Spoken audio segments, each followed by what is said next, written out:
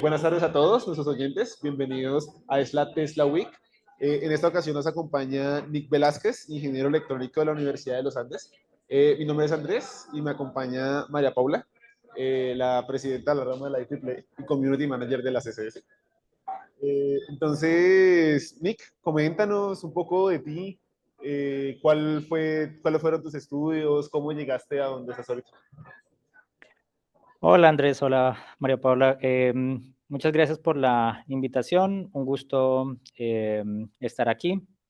En este momento yo les hablo desde la oficina que tenemos en Mountain View, en California. Em, Esta oficina es como un coworking de robótica. Y es muy interesante porque antes de eso era la oficina de Boston Dynamics para Silicon Valley. Em, que es interesante porque Boston Dynamics fue una de las dos empresas las únicas que yo he aplicado como para un internship o un empleo.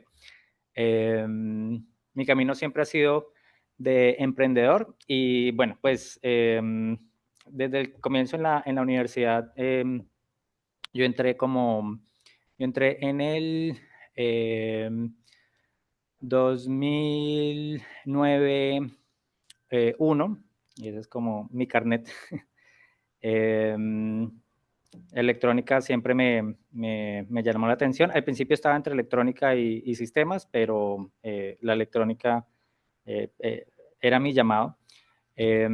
Durante el tiempo, una de las cosas que siempre me llamó la atención es esa posibilidad de crear cosas desde el principio. Yo siempre digo y lo sigo diciendo, que cuando crezca yo quiero ser inventor. Y estudiar electrónica para mí era esa forma de poder crear cosas sin tener que esperar a terminar la carrera y tener como la preparación. No sé, yo ponía el ejemplo mental de un ingeniero civil no puede, entre comillas, hacer un puente sin graduarse, porque pues, ajá. Pero como electrónico veía que tenía las posibilidades de hacer cosas desde el comienzo. Y en la universidad empecé a hacer doble con música. Yo alcancé a hacer un semestre de guitarra clásica, pero para mí la música terminó siendo más difícil que la electrónica, entonces seguí con mi electrónica. Em, También tuve la posibilidad de hacer doble pues era la más fácil de hacer con eléctrica o algo así, pero más bien me dediqué a meterme en cuanto proyecto había por ahí. Entonces, y creo que eso fue parte fundamental de, pues, como mi eh, futuro emprendedor. Entonces, me metí a la rama IEEE, llegué a ser presidente de la rama, me metí al grupo de cohetes que, ahorita se me olvidó el nombre, ¿cómo? AES. AES, sí, el capítulo AES. Sí. No, era antes de eso, entonces mecánica, sistemas y electrónica, trabajando juntos para hacer el proyecto Uniandino Aeroespacial PUA, se llamaba en su momento, en donde la experiencia final fue ir a Albichada, a la base de Marandúa, lanzar 3 cohetes desde allá, un día completo viajando hasta allá con avión militar, en donde no había ventanas, entonces uno cuando aterrizaba, pues uno cuando va en un avión, pues ve que ya va a aterrizar y ve cuándo va a hacer el golpe. Ahí uno simplemente siente el golpe ya porque no hay ventanas. Y viajando con carga y todo eso, entonces una experiencia bien interesante. Eh, Robocall, yo estuve ese fue el tercer año de Robocall, 2013 en el Lunabotics Mining Competition, en donde logramos el cuarto lugar antes de que la NASA decidiera no aceptar equipos internacionales. Entonces ese fue el último año en donde pudimos participar y pues fue una experiencia súper chévere porque pues también se vio todo el progreso en el primer año. La universidad yo no estaba en los primeros años, pero en el primer año, que eran creo que 19, de 60 universidades, en el segundo año de novenos, y ese año que yo fui quedamos de cuartos, entonces pues se vio como todo ese progreso. Eso ayudó mucho también a quitarse la tara de que uno dice como no, lo extranjero es mejor que uno, los gringos, ta, ta, ta. En esa competencia, la primera universidad que quedó era creo que la Universidad de Alabama, la segunda era una universidad de India, la tercera era una de Estados Unidos y nosotros cuartos colombianos. Entonces, poder interactuar con esas personas de todo el mundo, pues da como esa sensación de que realmente sí se puede. También me metí en otro grupo de robótica que creamos internamente, que en ese momento se llamó BITES, en donde participamos en robótica, concursos de otras universidades. Entonces viajamos a Bucaramanga, a Medellín. Esos eran ya robots más chiquitos, más personales, pero igual unos retos súper interesantes. Y al final todas esas experiencias pues llevaron como a aprender cosas mucho más allá de simplemente lo que sea en la carrera, sino cosas más prácticas, eh, cosas como haga la carcasa. Entonces la carcasa de robot del principio, la de Robocall, obviamente está el equipo de mecánica, entonces pues hacían un muy buen trabajo. Pero en las otras uno al principio lo hacía con cartón, esa vaina se desarmaba, entonces lo lleva a uno a ser un poco más interdisciplinario en el tema. Entonces ese fue mi paso por la universidad. Ya después de eso, para mí lo más natural era emprender. Mi papá era emprendedor, entonces como que lo más natural es eso. Empecé primero trabajando con él. Él tiene una empresa de quesos en Bogotá, entonces ayudándola a hacer maquinaria. Entonces, por ejemplo, la máquina que hace el etiquetado, no el etiquetado, sino el marcado de la fecha de vencimiento, lo ayudé a hacer esa máquina que todavía hoy en día funciona. Entonces ya lleva unos 13 años funcionando continuamente todos los días y no se ha quemado, no se ha dañado. Entonces, pues bien, chévere. Eso es un check ahí como electrónico. Y ya después de eso se dio la oportunidad de hacer un emprendimiento. Antes de graduarme también estaba con ese tema. Me llamó Johan Osma, que sigue siendo profesor de la U, a decirme, tengo una posibilidad de negocio, ¿quieres emprender? Y yo, hagámosle. Entonces así empezó el primer emprendimiento oficial. Se llamaba AirSmart y era tecnología para pues home automation. En ese momento todavía no estaba el tema tan fuerte, o pues no estaba de Google Home o Alexa. Entonces lo que queríamos hacer era un hub para poder controlar eh, todos los temas de la casa. En su momento lo más cercano era algo que tenía Samsung que se llamaba SmartThings, pero nosotros le queríamos meter inteligencia artificial. En ese momento pues Machine Learning era como el término más sexy, pero pues lo mismo, para que aprendiera los comportamientos de las personas y uno no tuviera que sacar el celular y decirle, tengo esta escena en donde si llegó el miércoles a las 8, entonces préndame la luz de acá, de acá, de acá, sino que lo aprendiera automáticamente y ya supiera que si yo llego a la casa, normalmente los jueves veo televisión, entonces me encienda las luces de la casa hasta la sala y me prenda el televisor. Ese fue un poco la idea. Fue un emprendimiento muy interesante. Yo en ese momento, cuando me gradué, tenía pues el tema, la vena del emprendimiento, pero yo quería ser un emprendedor técnico. No quería que me hablaran de temas de, que de las finanzas o que de hacer un pitch ese otro tipo de cosas, no. Yo quería ser, así como en Apple está Steve Jobs y Steve Wozniak. Steve Jobs se encarga de vender todo y Steve Wozniak era el que estaba atrás, programando sus cositas y haciendo como la tecnología.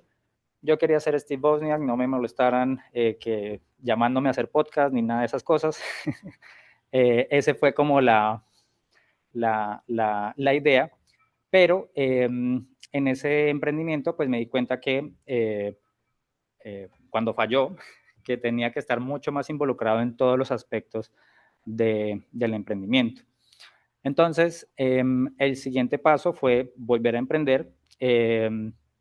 Emprendimos con un compañero de la universidad. Nosotros nos veíamos en la universidad en algunas clases, tuve un par de clases con él. De hecho, en la universidad no hubo mayor relación, pero ya después nos veíamos en ese momento por Facebook y los dos estamos emprendiendo. Veíamos que él tenía empleados y yo no. Yo tenía socios y él no, entonces nos compartíamos experiencias. Entonces fue un tema bien interesante en donde nos hablábamos compartiendo la experiencia, y ya cuando AirSmart no funcionó, él dijo como emprendamos juntos, y pues efectivamente eso me llevó a mudarme a Cali. Él estaba ya viviendo en Cali y la empresa Agrum hacía desarrollo de tecnología para agricultura. Entonces, él había hecho unos proyectos por acá y por allá, poniéndole electrónica a cosechadoras o a todo el sistema de arado, sobre todo para el tema de caña de azúcar que hay allá. Entonces empezamos a hacer diferentes productos hasta que llegó como el producto estrella que queríamos sacar, que era el Agrum Visor, que era básicamente medir la eficiencia de la maquinaria agrícola.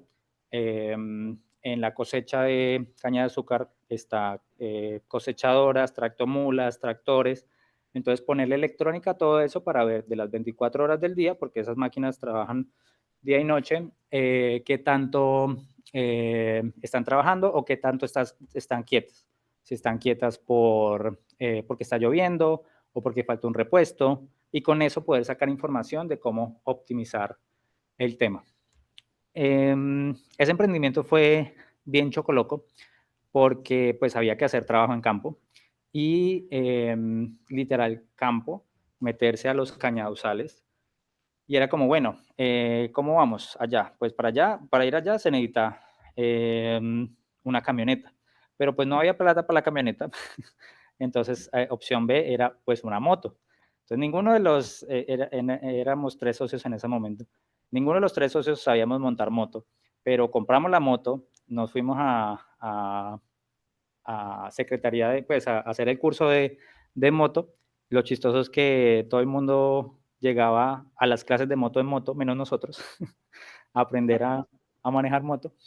Y ya después lo hicimos dos, y ya después de eso yo era el que me iba en la recta Cali-Palmira o llegando a Buga, a los Cañaduzales, a perderse uno ahí, y yo podía estar perfectamente a la 1 de la mañana, en la mitad de la noche, esperando a que una máquina parara para poder hacer ese cambio de la electrónica o revisión de cosas.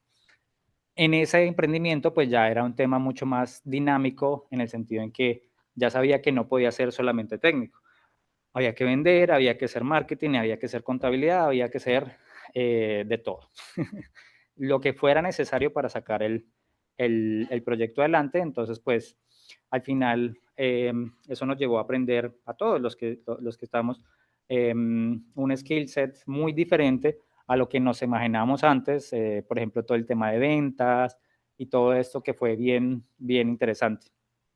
El proyecto, en algún momento tuvimos un cliente que fue el cliente que para nosotros era el cliente más grande del mundo. Era un negocio como de 30 millones de pesos, 15 máquinas, y nosotros ya dijimos, ya somos millonarios. Y como el producto todavía estaba en desarrollo, lo que decidimos fue dejar de hacer labor comercial para enfocarnos en el cliente. Alguna vez habíamos escuchado un dicho que decía que es mejor tener 10 clientes muy felices a 100 clientes como no tanto. Entonces dijimos, bueno, cojamos este cliente y trabajémosle hasta que esté súper contento. Pero el dicho es con 10, no con 1. Entonces ahí la embarramos por dos cosas, porque dejamos de hacer labor comercial, nos enfocamos en este cliente, y porque tampoco teníamos ningún contrato con ellos.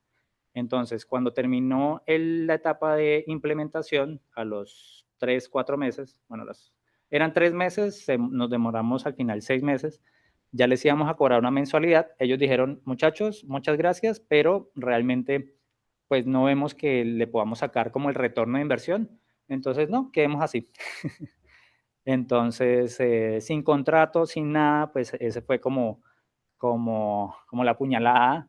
Y pues no teníamos clientes, no teníamos prospectos para decir, no, espere, hablemos con este otro.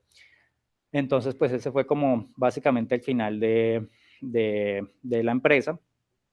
Y en ese momento ya nos íbamos a disolver, estábamos, uno de los socios sí decía como sigamos, yo decía como no, o sea, los otros dos socios son de Cali, entonces pues ellos tenían donde comer, donde dormir, todavía vivían con los papás, pero yo ya no, ya irme a vivir a Cali era la independencia, entonces es como, si acá no hay plata, pues no como. Entonces es como, al final, un negocio es para hacer plata. Entonces eso fue una de las, como momentos que llevaron como a decir como no, o sea, el negocio solamente de corazón, no, esto es con ánimo de lucro y si no estamos haciendo plata, acá no estamos haciendo nada. Sí, Nick, de hecho, o sea, creo que en el discurso que has venido manejando has mencionado temas que son súper claves para las personas que de alguna forma quieren comenzar a aprender. El primero, fundamental, es el tema de asociarse. El poder de asociación y de tener unos socios claves puede significar una experiencia mucho mejor o mucho peor en el proceso de formar un emprendimiento.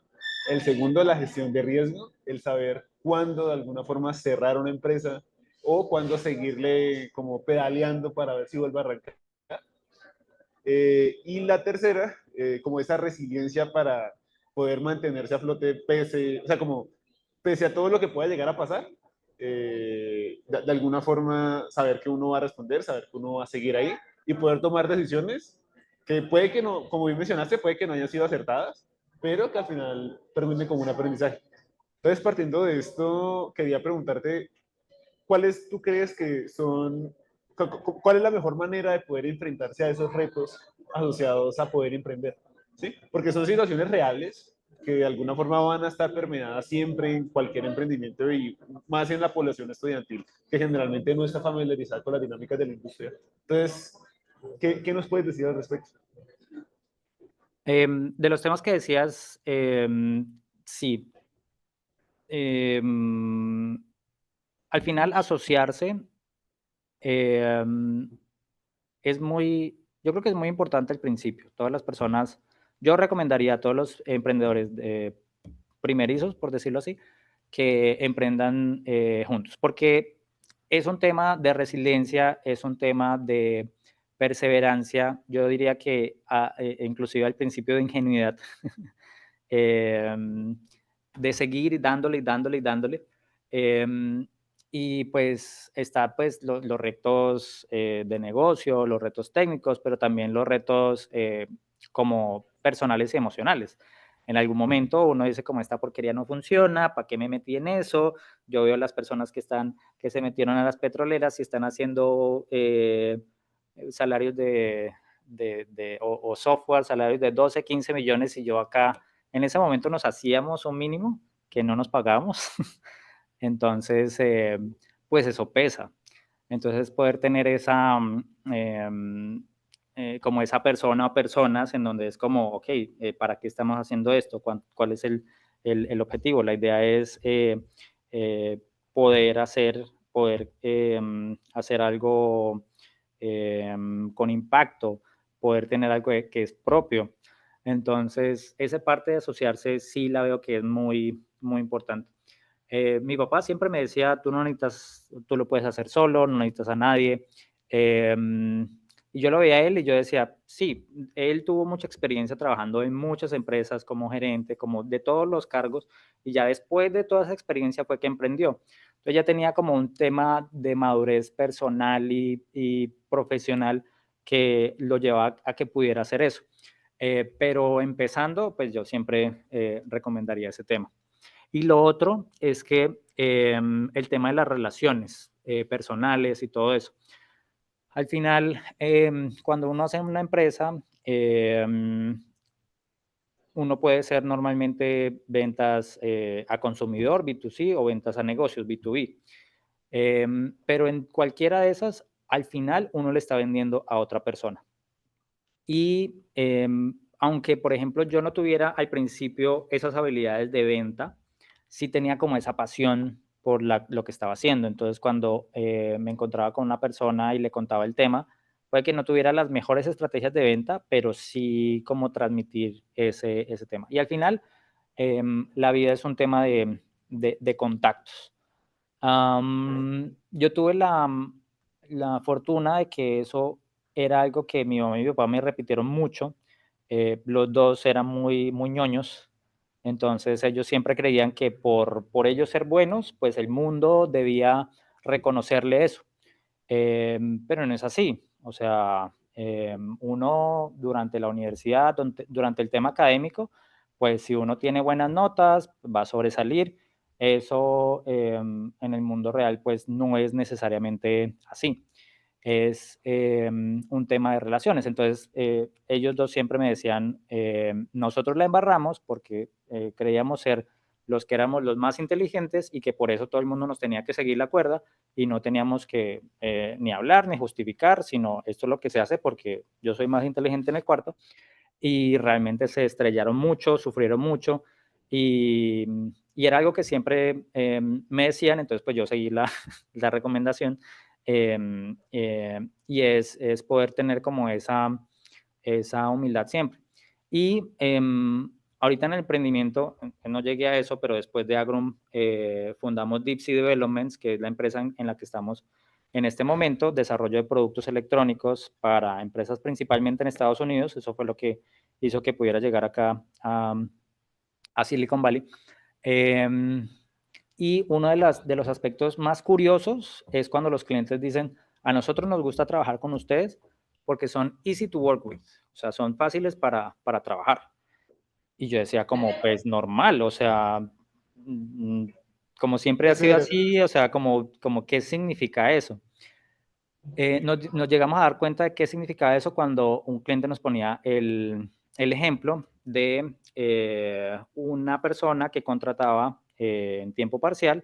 El man es de Italia, llegó a Estados Unidos porque empezó a trabajar con la NASA, el man 5 patentes, lo que hizo está en el Curiosity en Marte, pero cada vez que trabajaba con él, si el cliente, que es un viejito como de 80 años con 80 patentes encima y es un amor, le decía, no, ¿por qué no lo hacemos de esta forma? O sea, le llegaba la contraria, sin él ser una persona, digamos, fuerte, sino sugiriéndole. El otro le decía, no, las cosas se hacen a mi modo o si no, no, y se levantaba y se iba del cuarto. Entonces, al parecer, ese tema del ego es mucho más común de lo que pensaba acá y por eso ese tema de esa expresión de que nos gusta trabajar con ustedes porque son, o sea, se puede argumentar, se puede hablar, pues es un tema bien, bien interesante. Y siguiendo en el tema del tema de los contactos, nosotros cuando empezamos Dipsy, el cliente más grande que encontramos, que nos ayudó, que fue un cliente ancla en Colombia, que durante mucho tiempo fue la mitad de la facturación de nosotros. O sea, básicamente sin ese cliente no hubiéramos podido ser lo que somos ahorita.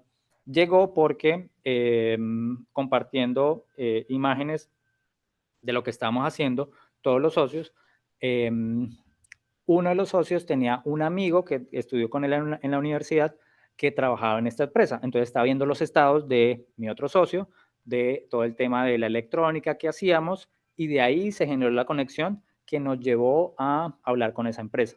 Entonces no fue que nosotros llegamos y le tocamos las puertas, venga, le queremos hacer desarrollo, no. Eso fue a través de la red. Entonces, pues uno puede hacer marketing, uno puede hacer todo eso, pero yo digo que la mejor estrategia en general es, como dice la canción, yo quiero tener 1 millón de amigos y así más fuerte poder cantar. Entonces, 1 millón de amigos para poder tener esa red de contactos. Sí, concuerdo totalmente contigo con la parte de los contactos y siento que uno en la universidad con los amigos uno no sabe a futuro qué vaya a hacer, pero siempre es bueno tener esos contactos cercanitos, uno, lo que tú dices, viendo un estado uno puede ver lo que está haciendo alguien y decir, oye, lo que él está haciendo me interesa, yo quiero ahora apoyarlo o que venga él a trabajar conmigo y eso me parece increíble. También viendo la parte de lo bueno que tiene todo el emprendimiento, me gustaría saber cómo, qué cosas buenas te ha traído a tu vida, como qué enseñanzas y qué satisfacciones tienes a partir del emprendimiento. Em, el emprendimiento es como tema fundamental. Yo cuando me presento normalmente digo, hay dos cosas que son fundamentales en mí desde el punto de vista de lo que hago. Pues soy emprendedor, maker o cacharrero y bueno, la tercera ingeniero electrónico, pero pues las primeras dos son temas fundamentales. El tema de ser maker o cacharrero me ha abierto un montón de puertas, ha hecho que haya ido a China. Este año en un mes voy a China a la feria Maker, al Maker Fair de Shenzhen, invitado por una empresa de allá. Y al final esas dos cosas pues, terminan siendo un conjunto. O sea, si no fuera por el emprendimiento, pues yo no estaría viviendo acá en Silicon Valley.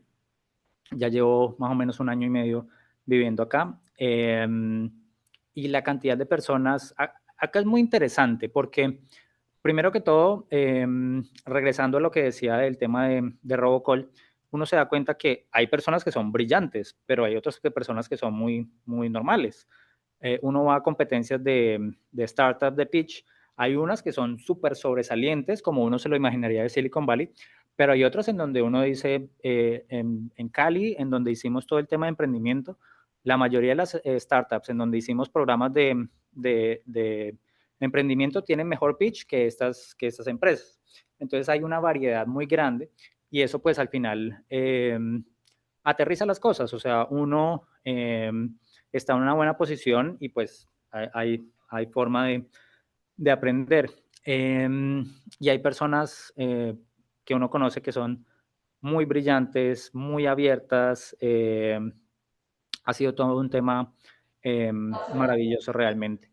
El emprendimiento, pues muchos proyectos, poder estar haciendo lo que me gusta. Básicamente, la razón inicial para emprender, y ahí vuelvo con el tema de las dos empresas que apliqué en su momento, fue porque cuando yo salí de la universidad vi el tema de, bueno, yo quiero hacer electrónica, ¿qué hay para hacer? Entonces veía los clasificados o el tema y decía, se necesita ingeniero de sistemas electrónico o afín para hacer páginas web. Entonces, a mí me gusta programar, pero yo estudié electrónica para hacer electrónica. Entonces yo dije, listo, ¿qué opciones hay? Entonces apliqué a un internship en Boston Dynamics, esa era como un long shot, no, nunca me contactaron, pero pues apliqué a otra empresa que estaba haciendo satélites en Colombia, esa también me parecía una machera, nunca me contactaron tampoco, y entonces dije como, bueno, emprender, ya como tenía el tema de mi papá, se convirtió en la forma de poder lograr hacer lo que me apasiona, poder seguir ese tema de quiero ser algún día ser inventor y para eso pues está la electrónica, poder hacerlo. Entonces, poder conocer un montón de gente que tiene un montón de proyectos muy interesantes, todo alrededor de la pasión de la creación de productos. Súper. Bueno, y ya pensando en tratar de cerrar por el tema del tiempo, me llama la atención que tú comenzaste tu experiencia aquí en Colombia y eventualmente terminaste en Silicon Valley. ¿Qué oportunidades ves al menos aquí para el contexto nacional de desarrollo, para poder emprender, para poder darle consejos en general a las nuevas generaciones que probablemente van a emprender aquí en Colombia antes de tratar de incursionar en el exterior? Lo bueno es que cada vez más está esa apertura de poder hacer desarrollo y proyectos en Colombia. Y una de las cosas que pasa en Latinoamérica, y de alguna forma yo lo entiendo, es que cuando una empresa quiere, pues está buscando una solución, pues lo que quiere es ir de alguna forma a la fija. Entonces no quiere algo que pronto funcione, pronto no, sino que cuando teníamos el tema de agricultura, lo que nos preguntaban era, bueno, ¿ustedes cuántos clientes tienen? ¿Cuántos años llevan? ¿Cuál es su hoja de vida de ese producto en la industria? No querían ser como conejillos de indias. Entonces, en ese momento, pues fue muy duro poder lograr conseguir a alguien que estaba dispuesto a apostar, a pagar, para poder que eso surgiera. Pero lo bueno es que con todo el movimiento de emprendimiento, no solamente emprendimiento, sino también el tema de la gente ya está viendo los temas de hardware como algo mucho más cercanos. Antes, hacer software, sí, yo como empresa necesito un ingeniero de sistemas, no sé para qué, pero hay que hacer software. Era como lo natural. Y hardware, pues no, o sea, o es en China, o es en Alemania, o es en otra parte, pero en Colombia, no. Pero sí hemos visto con el ejercicio de Dipsy, que hacemos productos a la medida, que cada vez más y más empresas están abiertas a poder tener esa adopción. Entonces eso hace que sea mucho más sencillo poder lograr ese tema. También hay un tema que diría que es importante, que va de la mano en tema de contactos, y es que uno cuando empieza a emprender, yo tenía siempre la noción de que el emprendimiento era un tema para jóvenes. O sea, emprenden son solamente los jóvenes. Y realmente no. Si uno ve estadísticas, técnicamente la edad eh, en donde hay mayor éxito para emprender son los 45 años. Entonces, esto no es un tema de que se desmotiven, claro, que se desmotiven, sino de que puedan encontrar también partners que tengan experiencia en la industria. Nosotros nos metimos a hacer agricultura sin saber un carajo de agricultura, o sea, no sabíamos absolutamente nada. Y de las reflexiones es, nosotros realmente necesitábamos un experto temático, alguien que supiera cómo es la cosa, cómo se mueve la cosa. Tuvimos un asesor que nos ayudó mucho, un mentor, pero realmente en retrospectiva nosotros deberíamos haber tenido una persona que estuviera casi todos los días metido en ese tema. La experiencia es algo muy importante y ese tema de la mezcla entre esa experiencia que al final la dan los años con esa energía emprendedora, yo creo que es una muy buena forma de emprender. Y he visto emprendimientos que tienen ahorita unas proyecciones bien interesantes porque hacen esa mezcla. Son jóvenes emprendedores recién graduados de la universidad, pero tienen dentro de sus inversores y mentores muchas personas que han tenido 10, 20, 30 años de experiencia en diferentes industrias. Entonces, esa mezcla lo que hace es acelerar el proceso de la posibilidad de éxito. Wow, es muy interesante y lo que dices al final me parece genuinamente una súper idea, porque así combinan los talentos que la juventud le puede darte el entusiasmo y las buenas ideas, y las personas que ya tienen más experiencia brindan exactamente eso, la experiencia que ha tenido trabajando y los buenos consejos de su carrera que han podido lograr durante tantos años. Sí. Bueno, ya por tiempo nos toca ir cerrando, pero antes de que cerremos, Nick, puntualmente a todos los que nos están escuchando, ¿qué consejos les darías a estas nuevas generaciones de ingenieros que quieran eventualmente emprender en el área de electrónica, sea Colombia, Silicon Valley o en general en cualquier industria? Sí, pues el principio del emprendimiento, y es como uno de mis lemas personales, es echando a perder se aprende. Es intentar. Muchas veces, y eso es algo que todavía se ve, cuando una empresa falla en Silicon Valley, el emprendedor levantó $50 millones, falló, se quebró. La pregunta no es, o el tema no gira alrededor de la embarró, por qué falló, pudo haber hecho esto bien, esto mal, es cuál es el siguiente emprendimiento, o sea, siguiente paso.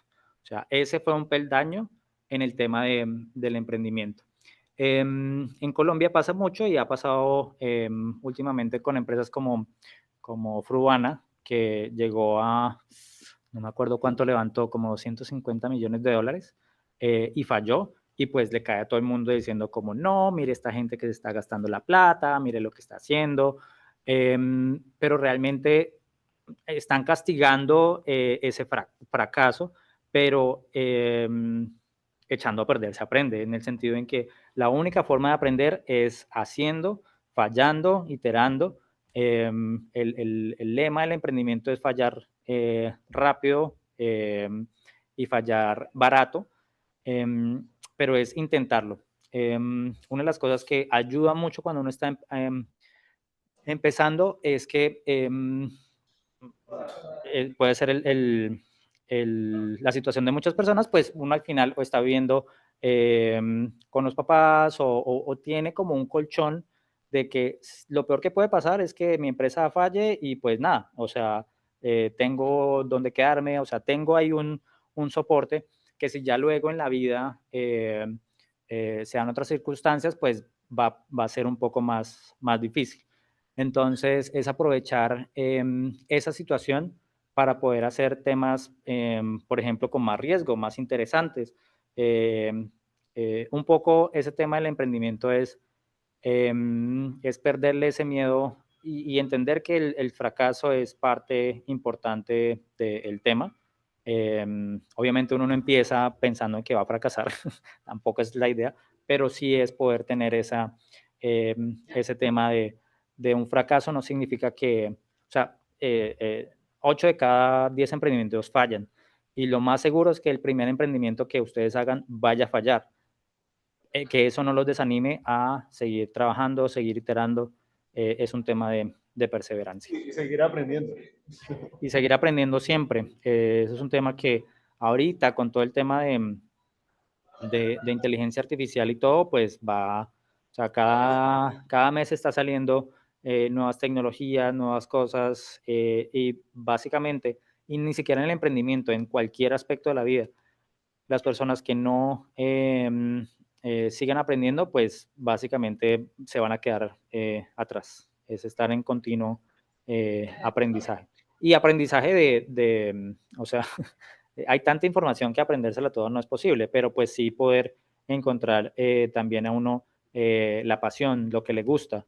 La forma, un emprendimiento no es para hacerse, o sea, si el único objetivo de hacer emprendimiento es llenarse de plata, no la van a lograr. Se necesita la pasión para poder tener esa perseverancia y poder pasar por esos momentos en donde uno ya quiere tirar la toalla, donde uno ya está mamado y uno dice, ¿por qué no acepté ese trabajo que me dieron ese día? Y es un tema de darle y darle, es un tema de perseverancia. Totalmente de acuerdo. Bueno, Nick, en serio, muchas gracias por haber sacado el espacio, por estar aquí acompañándonos, dándonos estos consejos a las nuevas generaciones de ingenieros, a los que nos están viendo y o escuchando. Recuerden seguirnos en nuestras redes sociales, CS Uniandes y L Uniandes. Entonces, espero que hayan disfrutado, aprendido con nosotros, con Nick, y pues nos veremos a la próxima. Muchas gracias. Hasta luego. Bye bye.